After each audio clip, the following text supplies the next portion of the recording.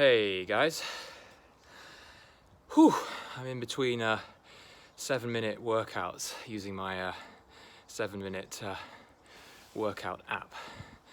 So I find myself in the garden here during quarantine time.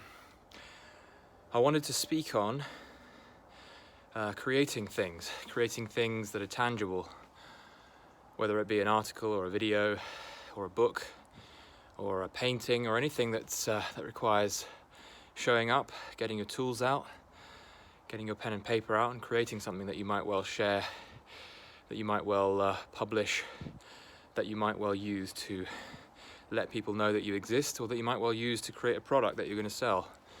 And in this time of quarantine, where it can be very easy to be distracted, to be in consumption mode, to want to jump to the TV because the TV's there, it's easy, it's in the next room.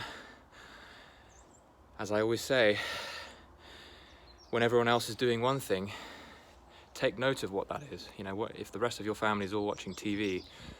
This isn't necessarily an indication that you need to go and watch TV.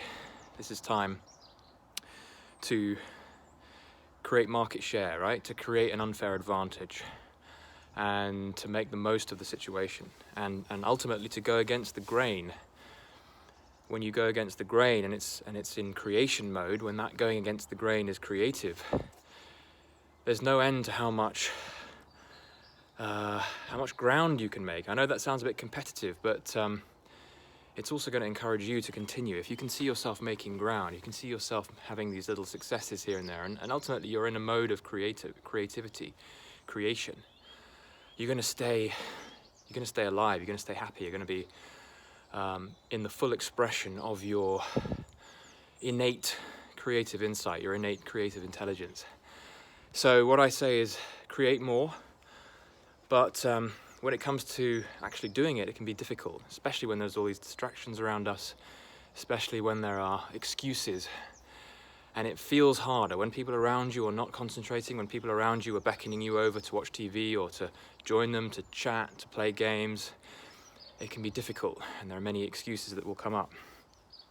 And so you want to make it as easy as possible for yourself. This isn't necessarily about pushing yourself, about disciplining yourself, about beating yourself up, about doing something and forcing yourself through it. This can be easy when we decide to make it easy for ourselves. So choose, first of all, to be creative. Choose to create something. It doesn't need to be something that you sell. It doesn't need to be something that's going to improve humanity. It can be just something that gives you the opportunity to get out of your mind and into the flow of creation. Now is no better time than to start watercoloring or to start writing fiction when you don't normally do it. But how do you do it when it seems like such a big mountain to climb? It's like, oh, I have to do all this stuff and I'm not ready for it yet. I haven't studied enough. I haven't done enough research. I don't want to make too many mistakes because I'm new to this, and so I might as well just skip it.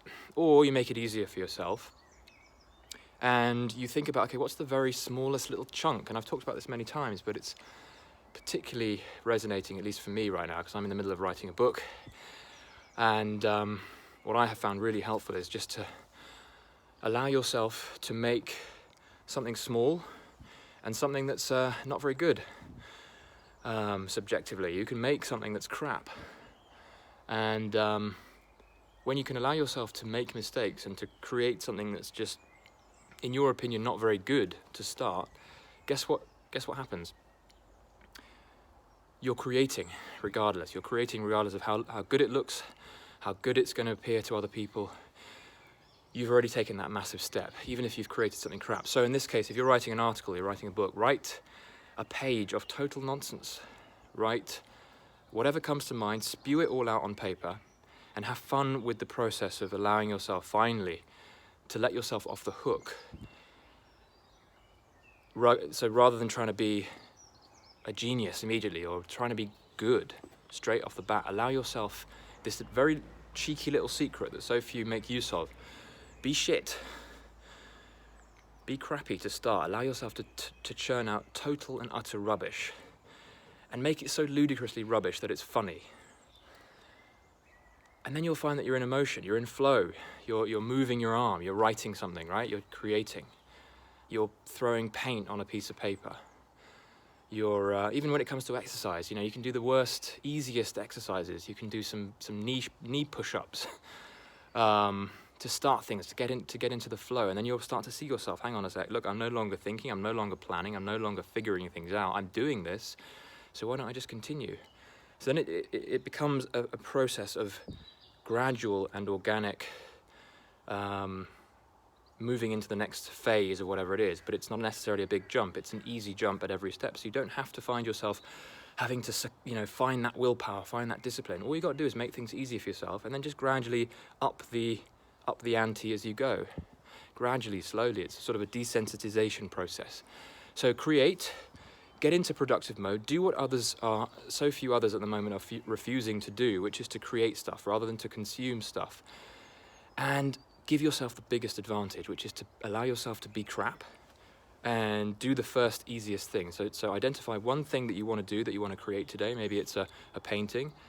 And then think about, okay, what's the simplest, easiest way to do this first? And that could be just to sort of scribble something down on a piece of paper.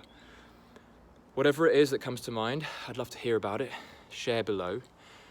Today I am going to do some illustrations for my new book, so that's probably going to start off with me just sort of churning out some ideas, just sketches on paper, and having fun with it, and allowing myself to make the mistakes of making bad illustrations.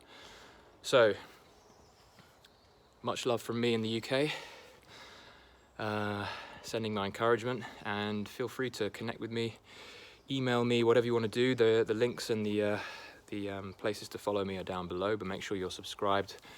I always appreciate a like if this indeed was something that you want to like, and stay tuned for more videos like this. See you soon.